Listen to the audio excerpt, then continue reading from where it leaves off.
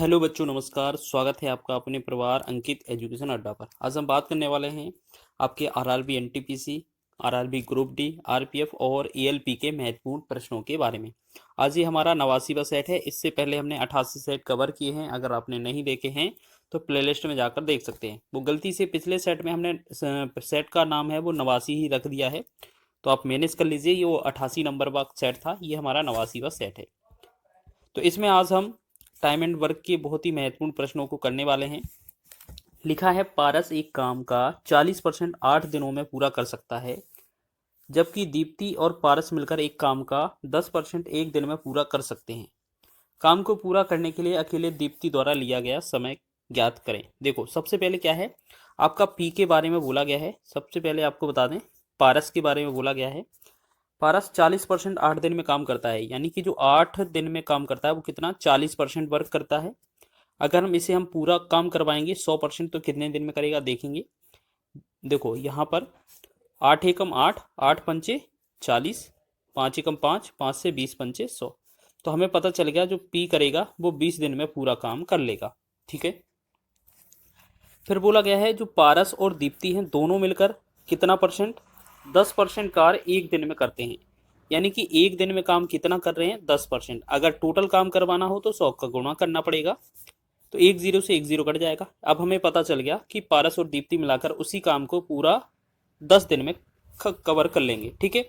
अब क्वेश्चन में अकेले पूछा गया है। देखिएगा क्वेश्चन में पैटर्न क्या याद रखना है आपको। अगर क्वेश्चन में अकेला लिखा जाए, ठीक है, अकेले दीप्ति, अकेला कोई भी पूछा जाए, तो आपके पास जो दोनों वैल्यू दी गई हैं, जैसे एक आपके पास 20 है, एक आपका 10 है, तो आपके पहला स्टेप तो रहेगा 20 और 10 का गुणा करना है। तो आपको क्या करना है, 20 और 10 का गुणा कर देना है, बटा में इन दोनों का अंतर, यानी कि 20 और 10 का अंतर 10 होगा, 10 से हम भाग कर देंगे। ठीक है।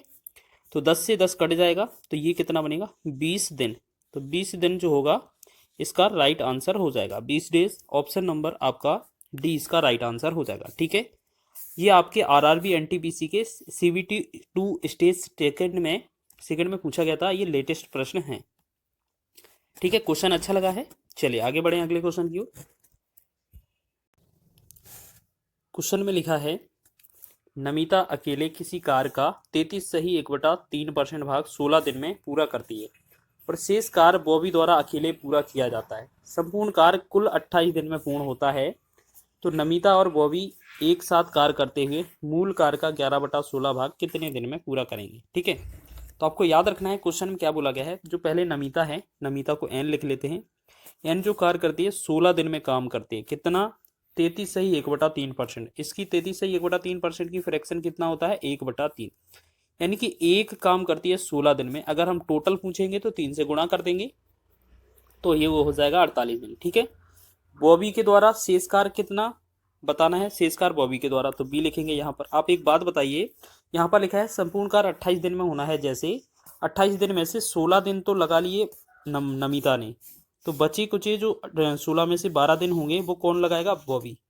12 दिन में काम कर लेता है कितना, शेष काम। बॉबी 12 दिन में शेष काम करता है, तो शेष काम कितना है उनका, 1/3 खर्च हो गया, तो कितना, 2/3 और रहेगा शेष। ठीक है। ये कितना है, शेष। तो आपको पता है इसमें जो 2 की वैल्यू है वो 12 है, इसमें 3 का गुणा करेंगे, टोटल आ जाएगा समय 2 एकम 2, 2 छिक 12, तो ये 36 18 हो जाएगा। ठीक। क्वेश्चन में बोला है नमिता और बॉबी एक साथ कार्य करते हैं, मूल कार्य का 11/16 भाग कितने दिन में करेंगे। अगर आपसे दोनों से पूछा जाए तो आपको सबसे पहला स्टेप क्या करना है, जो 48 और 18 है, इन दोनों को तो पहले गुणा कर लेना है। ठीक है। 48 गुणे 18। तो जब एक साथ क्वेश्चन में लिखा हो तो इन्हीं दोनों को जोड़कर भाग कर देना। 48 और 18 को जोड़ेंगे तो 66 हो जाएगा। फिर गुणा, क्वेश्चन में क्या बोला है, 11/16। ठीक है। अगर ये 11/16 नहीं लिखा होता तो बस इसको ही सॉल्व करना था, आंसर हो जाता। लेकिन क्वेश्चन में बोला है 11/16 करना है हमें काम, तो 11/16 निकाल देंगे। तो 16 एकम 16, 16 तिया 48। ठीक है। 11 एकम 11, 11 छक्का 66, और 6 एकम 6, 6 तिया 18। तो 3 का 3 में गुणा करेंगे तो कितना होगा, 9 दिन। तो 9 दिन इसको लगने वाले हैं इस क्वेश्चन में। तो ऑप्शन नंबर बी इसका राइट है। ठीक है। सभी को समझ में आया। थोड़ा क्वेश्चन अच्छा है, टफ है, फिर भी आप अच्छे से समझ लीजिएगा। ठीक है। अगला क्वेश्चन देखें। ए और बी एक साथ मिलकर एक किसी कार्य को 12 दिन में पूरा कर सकते हैं। ए अकेले उसी कार्य को 20 दिन में पूरा कर सकता है। यदि बी प्रतिदिन केवल आधे काम करे, आधे दिन तक उस कार्य को करता है और ए और बी एक साथ मिलकर उस कार्य को कितने दिन में पूरा करेंगे। देखिएगा, पहले बोला है ए प्लस बी। ए प्लस बी कितने मान लेते हैं, इसको एलसीएम मेथड से आपको बता रहे हैं। ए प्लस बी के वैल्यू कितना है, 12 दिन में पूरा कर लेता है। ए अकेले उस काम को 20 दिन में करता है। ठीक, अगर इनका लासा लेंगे तो यहाँ पर लासा मान लेते हैं 60 आ जाएगा। ठीक, अगर हम 12 से 60 में भाग करेंगे तो ये 12 पंचे 60 हो जाएगा, 5 बार जाएगा, और 20 से भाग करेंगे 20 या 60। इसका मतलब क्या है, ए का अगर वैल्यू 3 आ रहा है तो आपका इसके अंदर 5 के अंदर एक भी मौजूद होगा, ए प्लस बी है ना। तो अगर बात करें, अगर यहाँ पर ए का वैल्यू 3 है और टोटल आपका 5 है तो बी का कितना होना चाहिए, 2। 2 काम करता है। ठीक है, तो आप देखिएगा यहाँ पर ए का वैल्यू कितना है, 3 है। ठीक, क्वेश्चन में दिया है, बिल्कुल 3 हो गया, बिल्कुल आपको 3 हो गया। अब क्वेश्चन में बोला है कि बी केवल आधे दिन तक काम करता है। बी का एक दिन का कार्य कितना होता है, 2 यूनिट। 2 यूनिट वर्क करता है, आधा दिन करेंगे तो 2 से भाग कर देंगे, यानी कि 1 दिन। तो हम कह सकते हैं बी जो है दोनों मिलकर, अगर दोनों मिलकर काम करेंगे, 3 और 1 4 मिलकर, दोनों मिलकर काम करें तो कितना, 4 काम कर लेते हैं। ठीक है, और हमें क्या काम कितना करवाना है, 60। तो कितने दिन में ए प्लस बी मिलकर कितने दिन में करेंगे पूरा काम, तो जो 60 है ये दोनों मिलकर 4 यूनिट कर लेते हैं, तो 4 से भाग करेंगे कितना आ जाएगा, 15। तो इसका जो आंसर आएगा 15 दिन इसका राइट आंसर आ जाएगा। ठीक है, बस थोड़ा सा स्टेप बड़ा है इस आधे क्वेश्चन को लेकर। ठीक है, बाकी का आंसर अच्छा है क्वेश्चन, तो ऑप्शन नंबर सी इसका राइट है। चलिए इसी प्रकार आगे बढ़ेंगे अगले क्वेश्चन की ओर। चौथा क्वेश्चन देखेंगे, लिखा है ए किसी कार्य को 15 दिन में कर सकता है, बी उसी कार्य को 20 दिन में कर सकता है। एक साथ मिलकर उन्हें किसी कार्य को करने में कितना समय लगेगा। देखिएगा, इसमें क्या है, डायरेक्ट ही हमारे पास वैल्यू दी गई है, अब हमें बनाने की आवश्यकता नहीं है। ए का वैल्यू 15 है और बी का वैल्यू 20 है। जब भी क्वेश्चन में लिखा मिले कि एक साथ कार्य करना है तो हमें क्या करना है, स्टेप 15 और 20 जो लिखा है उन दोनों का तो कर देना है गुणा। ठीक है, एक साथ वाली कंडीशन में इन्हीं दोनों का जोड़कर भाग कर देते हैं। ठीक है, 15 और 20 जोड़ेंगे तो कितना होगा, 35। तो ये हमें नीचे लिख देना है। तो 5 से करेंगे 5 तिया 15, 5 से करेंगे 5 सते 35। तो 20 का 3 में गुणा करेंगे तो 20 तिया 60 बटा में 7। तो इसका मतलब क्या है, 7 अट्ठे 56 हो जाएगा और 4 शेष बटा में 7। तो 8 सही 4 बटा 7, ऑप्शन नंबर सी इसका राइट आंसर हो जाएगा। चलिए आगे देखें, बहुत ही महत्वपूर्ण प्रश्न लेकर आए हैं आपके लिए। अगला क्वेश्चन है, ए और बी मिलकर एक कार्य को 6 दिन में पूरा कर सकते हैं और ए अकेले उसी कार्य को 9 दिन में पूरा कर सकता है। बी अकेले उस कार्य को कितने करने में कितने दिन लेगा। तो यह क्वेश्चन हमने आपको पैटर्न बताया है, कभी भी अगर ए प्लस बी का वैल्यू दिया है कितने दिन में कर लेते हैं, 6 दिन में, और ए अकेले दिया है कितने दिन में, 9 दिन में। क्वेश्चन में हमसे पूछा क्या है, वी अकेले। अगर अकेले वाला क्वेश्चन है, अगर हमसे अकेले वाला पूछा जाए क्वेश्चन, तो हम क्या करते हैं, जो आपके पास वैल्यू दी है 6 और 9, इनका तो गुणा करना ही है, फिर हमें बटे में किससे भाग करना है, इन दोनों के अंतर से। तो 6 और 9 का अंतर कितना आएगा, 3। तो 3 से कर देंगे भाग, 3 एकम 3, 3 त्रिका 9, और 3 का 6 में गुणा करेंगे तो ये बनेगा 18। तो 18 दिन इसके लगने वाले हैं, ऑप्शन नंबर डी इसका राइट है।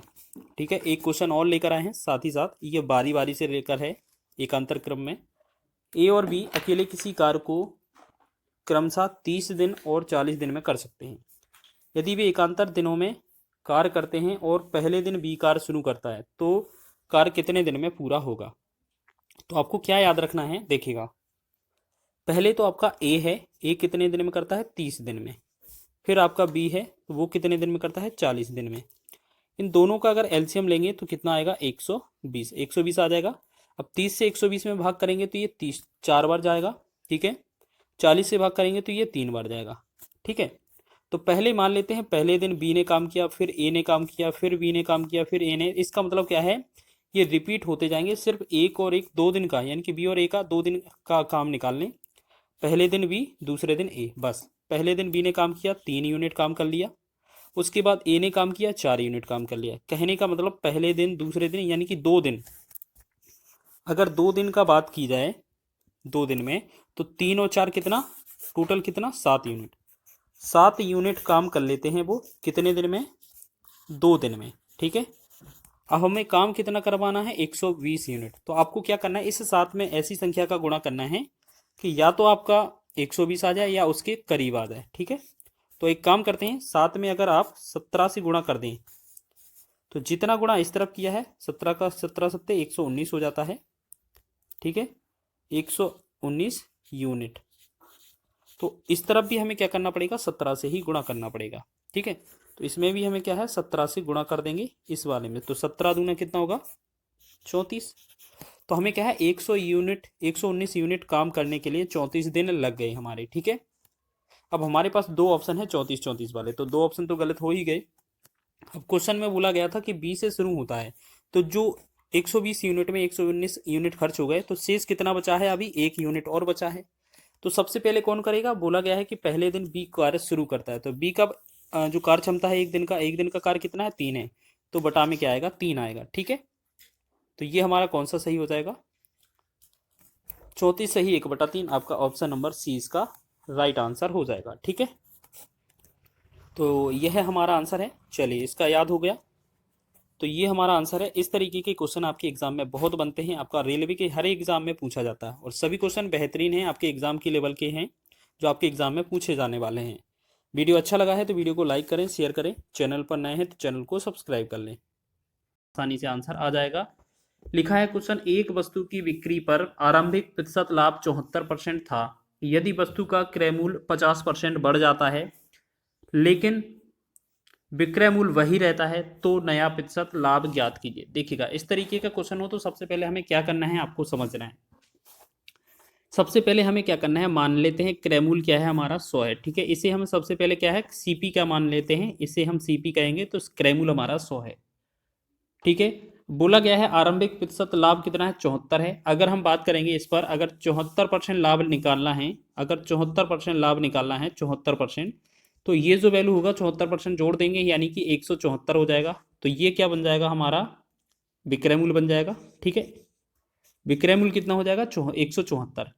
अब बोला गया है यदि वस्तु का क्रय मूल्य 50% बढ़ जाए, यानी कि जो हमारा क्रय मूल्य 100 है, अगर इस पर हम 50% की वृद्धि कर दें, बढ़ोतरी कर दें 50% की, तो 100 में 50% 50 होगा अधिक, तो ये कितना 150 हो जाएगा, ठीक है। तो ये कितना हो जाएगा 150, तो ये क्या होगा क्रय मूल्य।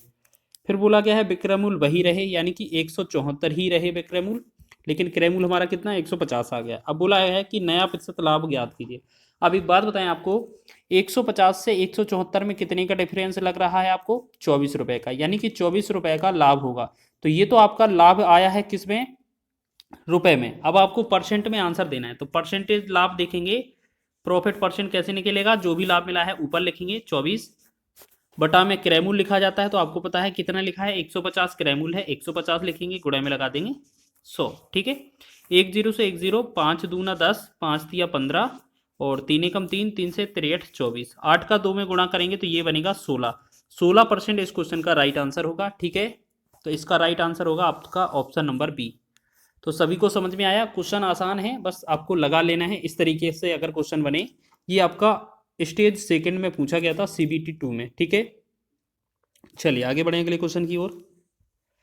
नेक्स्ट क्वेश्चन महत्वपूर्ण है, आगे लिखा है एक वस्तु ने कुछ फल 30 रुपए में 14 की दर से खरीदे, उन्हें 20 रुपए में 7 की दर से बेच दिए, उसका लाभ प्रतिशत ज्ञात कीजिए। तो आपको याद रखना है इस तरीके का क्वेश्चन भी बनता है।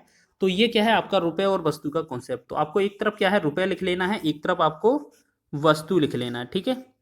तो आपको क्या करना है, रुपए के नीचे रुपए, पहले क्या बोला 30 रुपए में 14 की दर से, यानी कि 30 रुपए में, रुपए के नीचे 30, 14 वस्तुएं तो 14 नीचे लिखा, ठीक है। फिर उसके बाद लिखा है 20 रुपए में 7 वस्तुएं 7 की दर से, तो इसका मतलब है रुपए के नीचे लिखेंगे 20 और 7 लिखेंगे वस्तु के नीचे। फिर इनमें क्या है इस तरीके से क्रॉस गुणा कर देना है, तो 30 का 7 में और 20 का 14 में, तो 20 का 14 कितना हो जाएगा, देखो 20 और 14 का गुणा करेंगे तो 14 दूना 28, 280 हो जाएगा, ठीक। और 3 का 7 मतलब 30 का 7 में करेंगे तो ये 210 हो जाएगा। आपको याद रखना है हमेशा जो 30 है रुपए के पहले वाला जिसमें गुणा होगा, ये इसमें गुणा हो रहा है ना, तो ये हमेशा CP होता है, ये हमारा SP होता है, ठीक है। तो आपको पता है कि आपका अगर CP आपका 210 है और SP आपका 280 है, तो आपका कितने रुपए का लाभ होता है 70 रुपए का लाभ होता है, ठीक है। प्रॉफिट कितने का होता है 70 रुपए का। परसेंटेज में पूछेंगे, अगर प्रॉफिट परसेंट पूछें तो क्या होगा 70 लिखा जाएगा ऊपर, बटा में क्रय मूल्य आता है नीचे, तो ये 210 आएगा नीचे, गुणा में लगा देंगे 100, ठीक। 10 से 10, 7 एकम 7, 7 या 21, और 3 से 100 में भाग करेंगे तो कितना बनेगा? 100/3 क्या होता है? 33 सही 1/3%। 33 सही 1/3% को बोलते हैं 33.33%।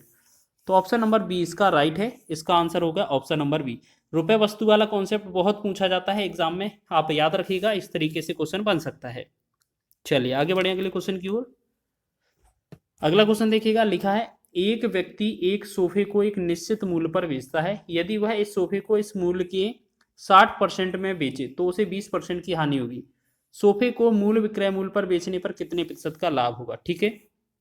अच्छा, आपको इसमें क्या याद रखना है, मान लेते हैं जो सोफा है उसका जो क्रय मूल्य है वो क्या है? 100 रुपये है। ठीक है, ये क्या चीज़ है? 100 रुपये क्या है? हमारा क्रय मूल्य हो जाएगा। ठीक है। अब अगर हम बात करें इस मूल्य का, जो सोफे का मूल्य है, क्रय मूल्य है, वो 100 हो गया। मूल्य के 60% में बेचा जाए, अगर इसको हम 60% में बेचें तो ये 60% में कितना होगा? इसका अगर 60% निकाला जाए, सीधा 60% निकालेंगे, सीधा 60 ही आएगा, आपको पता है ना। तो ये 60 क्या हो जाएगा? हमारा एसपी हो जाएगा, विक्रय मूल्य हो जाएगा। ठीक। अब बोला गया है अगर इससे 60 रुपये में बेचा जाता है तो हमें 20% की हानि होती है, लेकिन सोफे को मूल विक्रय मूल्य पर बेचना चाहिए, तो हम पहले तो विक्रय मूल्य ही निकालें। तो ये जो 60 आ रहा है ये बाद वाला विक्रय मूल्य आ रहा है जब 20% की हानि होती है। अगर 20% हानि नहीं होती तो हमारा विक्रय मूल्य कितना होता, वो कैसे निकालेंगे? 20% हानि पर विक्रय मूल्य क्या होगा? 80 बनेगा। तो 80 का हम भाग करेंगे, 100 में गुणा कर देंगे। ठीक है, 100 गुणा कर देंगे तो ये 10 से 10 कैंसिल, 4 से 4 दूना 8, 4 से 25, 2400, 2 एकम 2, 2 तिया 6, यानी कि 3 का 25 में गुणा करेंगे तो ये कितना बनेगा? 75। तो हमें पता चल गया इसका जो विक्रय मूल्य होना था हमारा वो कितना होना था? 75। तो ये हमारा 75 होना चाहिए था। ठीक है। क्रय मूल्य अगर हमारा 100 है, विक्रय मूल्य अगर हमारा 75 होता तो हमें कितने रुपए का हानि या लाभ होता? तो देखिएगा, 100 रुपये में खरीदी वस्तु 75 रुपये में बेच दी है, तो हमें कितना? 25 का लॉस हुआ है। ठीक है, ये लॉस हुआ है 25 का। ठीक, तो 25 का लॉस हुआ है, हमसे आंसर परसेंटेज में पूछा है। ठीक है। अच्छा, यहां पर क्या है, एक चीज याद रखिएगा आप, एक चीज याद रखें आप,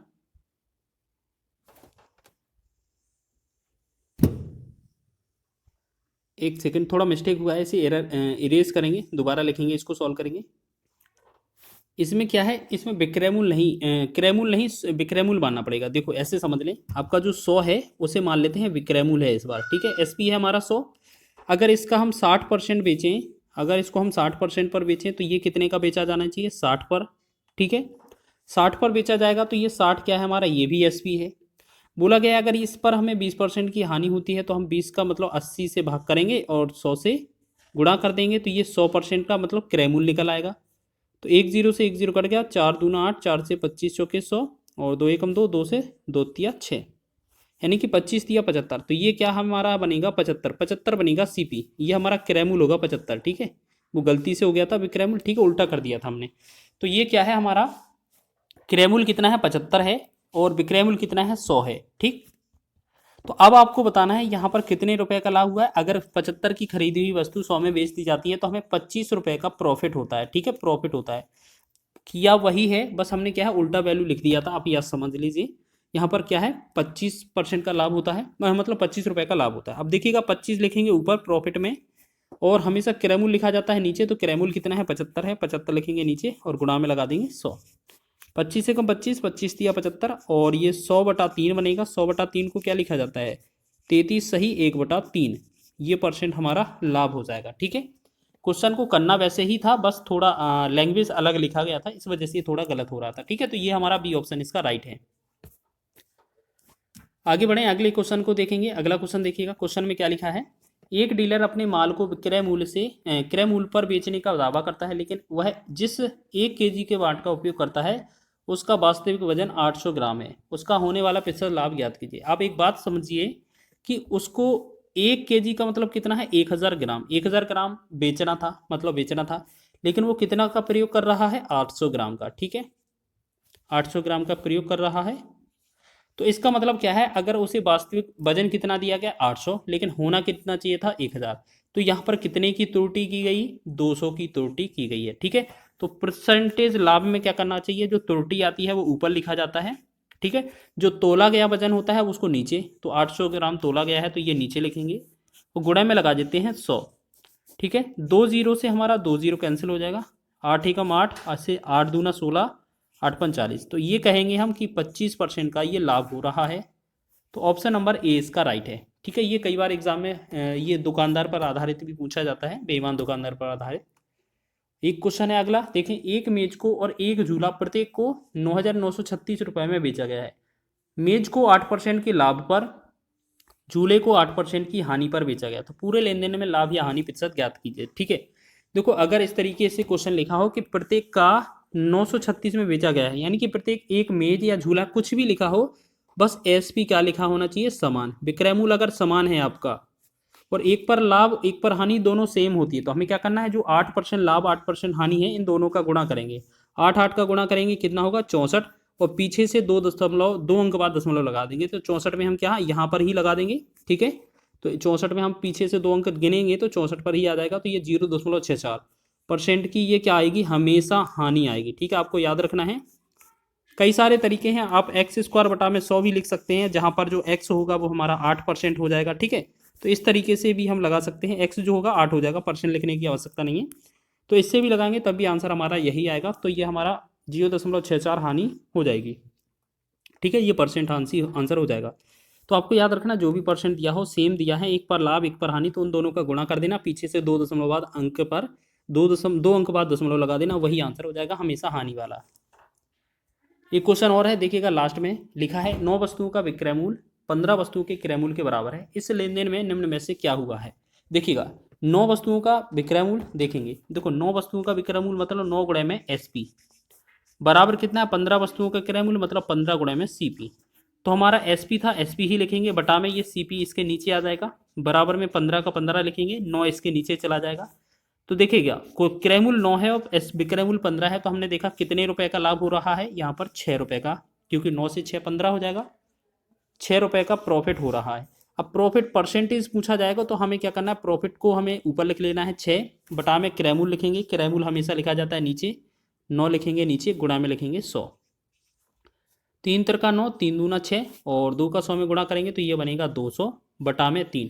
200 बटा में 3 करेंगे तो तिछिंग 18, तिछिंग 18, यानी कि 66.6% ये जो आएगा लाभ इसका होने वाला है। तो लाभ वाला आंसर सही है, 66.66%। ऑप्शन नंबर बी इसका राइट है। ठीक है, इस तरीके के एग्जाम में क्वेश्चन बनते हैं।